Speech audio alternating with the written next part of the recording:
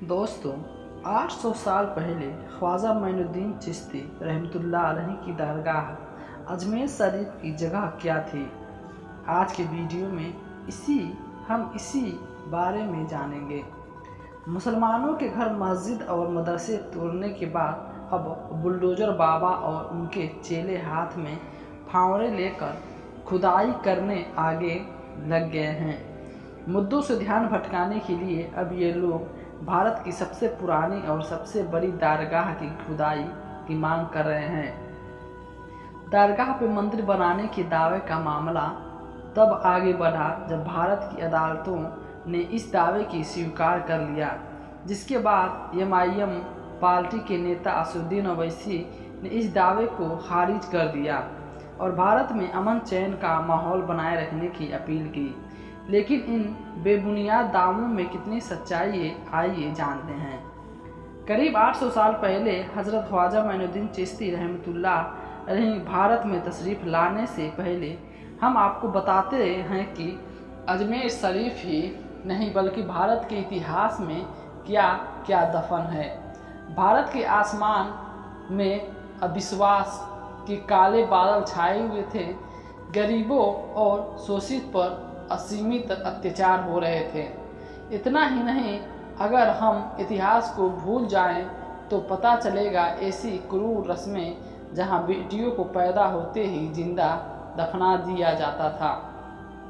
बेटी के घर पैदा होने बाप पाप मानता था। दलित और गरीब महिलाओं को अपना शरीर छिपाने के लिए टैक्स देना पड़ता था। लोग टैक्स नहीं दे पाते थे, उन्हें सबके सामने पीटा जाता था। गरीब चाहे पुरुष हो या महिला, कमर से ऊपर कपड़े पर रोक थी। उन्हें हमेशा ये एहसास कराया जाता था कि तुम्हें जीने का कोई अधिकार नहीं है, तुम लोग हमारी गुलाम हो। कोई भी महिला अगर किसी का पति मर जाए तो उसका भी किताब में जिक्र होना चाहिए। बाल विवाह जैसे रस्में जहां लड़कियों की छोटी उम्र में शादी कर दी जाती थी, यह रस्म उनका बचपन छीन लेती थी और कभी कभी तो उनकी मौत का कारण भी बन जाती थी। दलितों और छोटी जातियों के लोगों को हीन माना जाता था, उन्हें समाज से अलग रखा जाता था।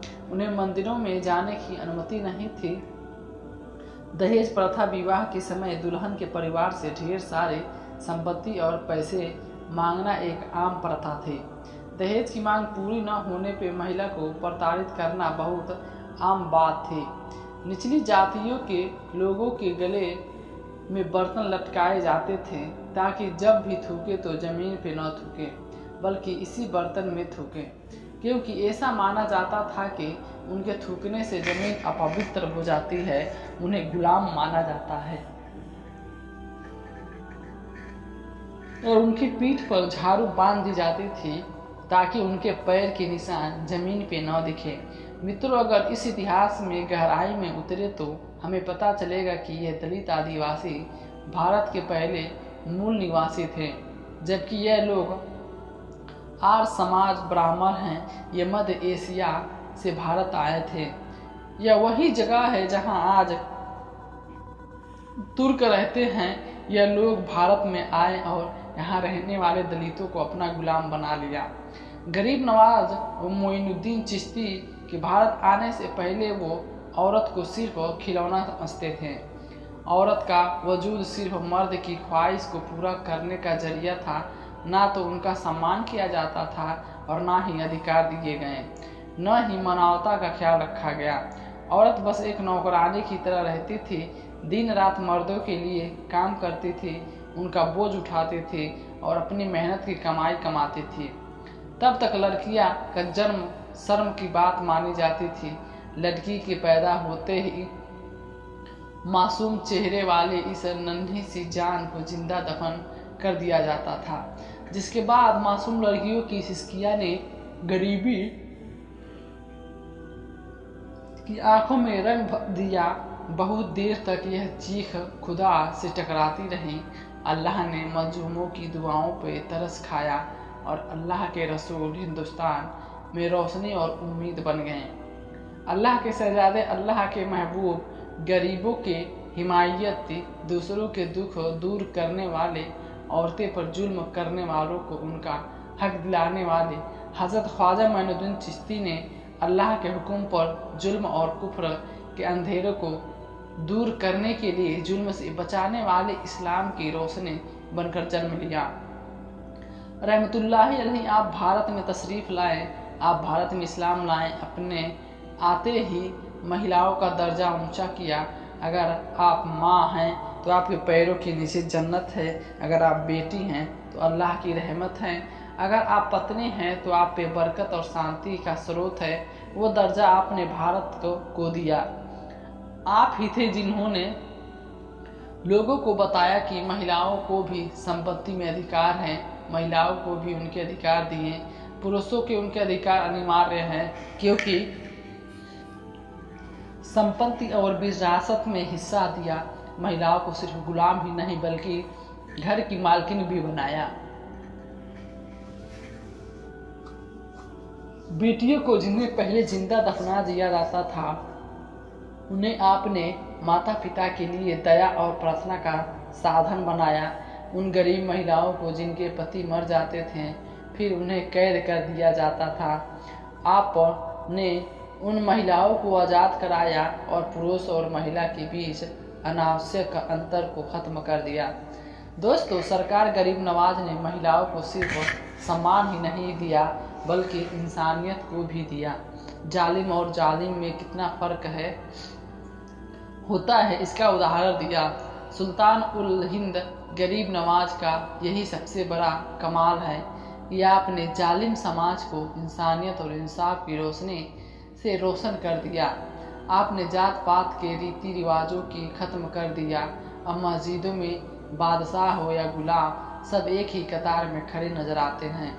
गरीब हो या अमीर सबको इमारत करने का बराबर हक मिलता है। आपने बेऔलादों को कपड़े पहनाए, सती प्रथा को ख़त्म किया, आपने झूठ को ख़त्म किया, आपने समाज से छुआछूत और बीमारी को ख़त्म किया, आपने ही दहेज की लालच और को बताया, आपने ही भूखे को खाना खिलाया और आप ना जाने कितनी बुराइयों को हिंदुस्तान से ख़त्म किया। आपने ही हिंदुस्तान और पूरी दुनिया से कितनी बुराइयों को ख़त्म किया। आपने ही शांति और इंसानियत का पैगाम दिया। यह है हज़रत सूफी ख्वाजा मोइनुद्दीन चिश्ती रहमतुल्लाह अलैहि की दरगाह का इतिहास। 800 सालों से सल्तनत और हुकूमत बदलती रही, लेकिन हिंदुस्तान के बाकी बच्चों से ये नहीं बदले। और भारत का राजा, सच्चा राजा एक ही है जो चाहे कोई भी गद्दी पे बैठे। भारत का राजा हम सबको राजा है और हमेशा चाहे हिंदू हो या मुस्लिम, सिख हो या ईसाई, सभी धर्मों के लोग आपका सम्मान करते हैं और पूरी दुनिया में लोग आपके कामों को मानते हैं। इस बारे में आपका क्या कहना है, हमें कमेंट करके ज़रूर बताएं। दोस्तों, एक बहुत बुरी खबर सामने आ रही है। जी हाँ दोस्तों, आज अगर भारत के मुसलमान जाग गए हैं तो मैं एक उन्हें ऐसी खबर से रूबरू कराने जा रहा हूँ जिसे सुनने के बाद आपको बड़ा झटका ज़रूर लग सकता है और आपके पैरों तले ज़मीन भी खिसक सकती है। इसलिए आप सभी को वीडियो को अंत तक ज़रूर देखना चाहिए। दोस्तों, चाहे आप हिंदू हो या मुस्लिम हो, सिख हो या ईसाई हो, इस वीडियो को देखने के बाद सभी को इसे ज़्यादा से ज़्यादा शेयर करना चाहिए। यह वीडियो ख्वाजा गरीब नवाज के सभी चाहने वाले तक पहुंचा दे। आप जानते होंगे कि हमारे भारत के देश के अंदर आज किस तरह से नफरत फैलाई जा रही है, भाईचारों को तोड़ने की कोशिश की जा रही है, जबकि इस देश में रहने वाले लोग चाहे वो हिंदू हो या मुस्लिम हो या सिख हो या ईसाई हो, सभी मिलजुल कर रहते हैं। लेकिन कुछ ऐसी नफरतें भी हैं, कुछ लोग जो लगातार भारत देश को तोड़ने की कोशिश में लगे हैं और भारत देश को तोड़ने की कोशिश करता है। इस देश को तो छोड़िए, वो इंसान नहीं हो सकता।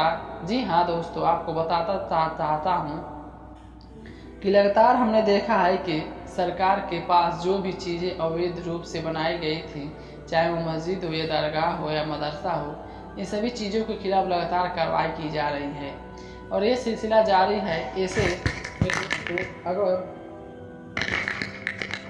आप चाहते हैं कि अजमेर दरगाह ख्वाजा गरीब दरगाह का नाम बदला ख्वाजा हिंद कर दिया गया है, दरगाह को लेकर भी एक बहुत अफसोस खबर सामने आ रही है। नफरत पसंद लोगों ने बड़ी खबर दरगाह के अंदर अपना निशाना बना दिया है कि जैसा कि आप देख सकते हैं। मैं बताना चाहता हूं कि महाराणा प्रताप ने राजस्थान के मुख्यमंत्री को एक पत्र लिखा था और वह ख्वाजा गरीब नवाज की दरगाह की जांच होनी चाहिए।